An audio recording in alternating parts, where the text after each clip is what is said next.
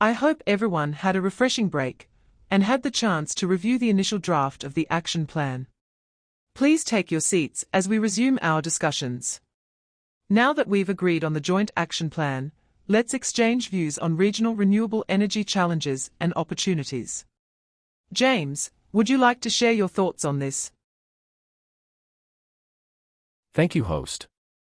One of the significant challenges we face in Canada is the need for cross-border transmission infrastructure to facilitate renewable energy integration. As we expand our renewable energy capacity, particularly in remote areas with abundant natural resources, ensuring reliable transmission infrastructure becomes essential. I believe collaboration between our countries in developing cross-border transmission projects could unlock significant renewable energy potential. I agree that cross-border transmission infrastructure is crucial for maximizing renewable energy utilization. However, in New Zealand, our focus is more on the harmonization of renewable energy policies and regulations across the region. We believe that aligning regulatory frameworks can streamline project development and investment, ultimately accelerating the transition to renewable energy. I understand your perspective, and I agree that policy harmonization is essential for creating a conducive environment for renewable energy development. Perhaps we can find a balance between both approaches by exploring collaborative efforts to harmonize regulations while also addressing cross-border transmission challenges. By working together, we can ensure a more coordinated and efficient approach to regional renewable energy integration. That's a fair point. I appreciate your willingness to find common ground. I believe that by combining our efforts in policy harmonization and infrastructure development, we can create a more resilient and sustainable energy future for our region. Let's explore opportunities for joint projects and initiatives that address both aspects of the challenge. Thank you both for your contributions to this discussion. It's encouraging to see your willingness to collaborate and find solutions to these challenges. Let's proceed with identifying specific action points and next steps to advance our shared goals in this area. I suggest that our first action point could be to establish a joint working group focused on cross-border transmission infrastructure. This group can assess the feasibility of potential projects, identify regulatory barriers, and propose solutions for enhancing cross-border energy connectivity. That's a practical suggestion.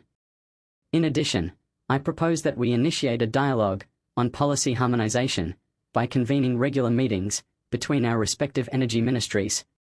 These meetings can provide a platform for exchanging best practices, discussing regulatory challenges, and identifying areas of alignment in our renewable energy policies.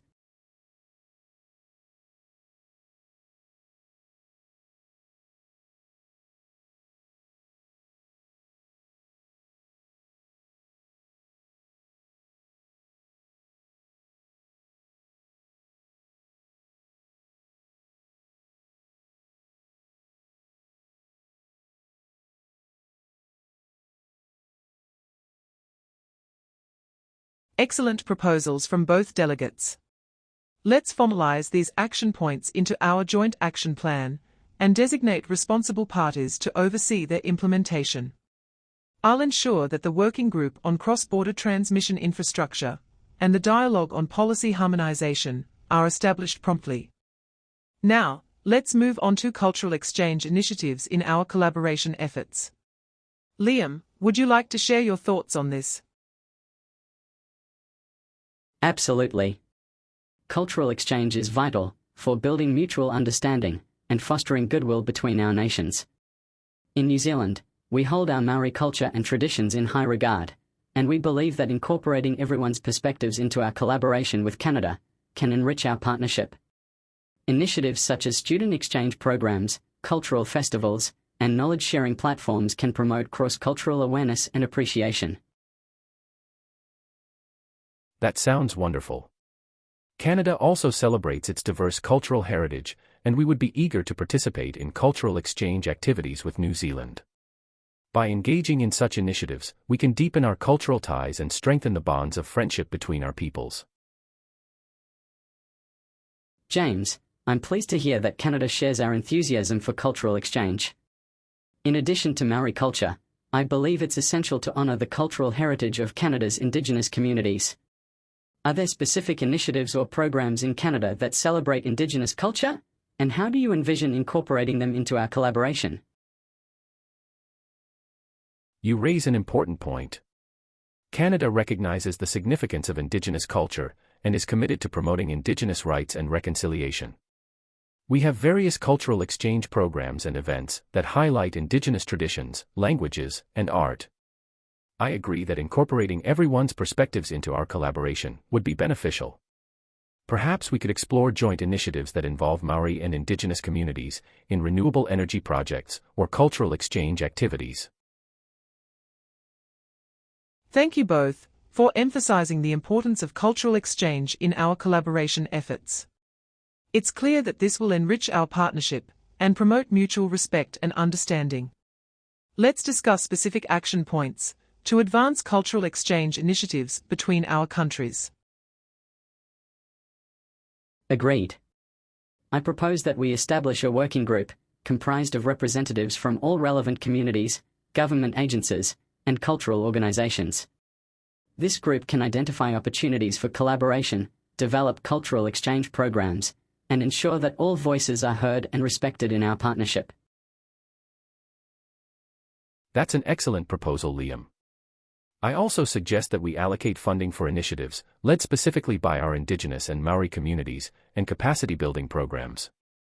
By empowering communities to lead cultural exchange efforts, we can promote cultural revitalization and strengthen the rights and identities. Both proposals are commendable. Let's incorporate them into our joint action plan and designate responsible parties to oversee their implementation. I'll ensure that representatives from all relevant communities are included in the working group and that their perspectives are central to our cultural exchange initiatives. We've covered a lot so far. Thank you all for your thoughtful contributions and constructive dialogue during this first part of our bilateral meeting. It's evident that there's a strong commitment from both sides to collaborate effectively in advancing our shared goals in renewable energy cooperation and cultural exchange. Before we adjourn for a short break, I'd like to make a few announcements. Lunch will be served in the conference room, allowing us to continue informal discussions and networking. Additionally, I encourage all delegates to take this time to review the initial draft of the action plan that we've discussed today. We'll reconvene in 1 hour to continue our discussions. Furthermore, I'd like to acknowledge the presence of members of the media here today. While we won't be hosting a formal press conference at this time, we understand the importance of transparency and public engagement. If any delegates wish to provide brief statements or summaries of today's discussions for the media, please feel free to do so during the lunch break or after the meeting adjourns. Once again, thank you all for your participation, and I look forward to productive discussions in the afternoon session.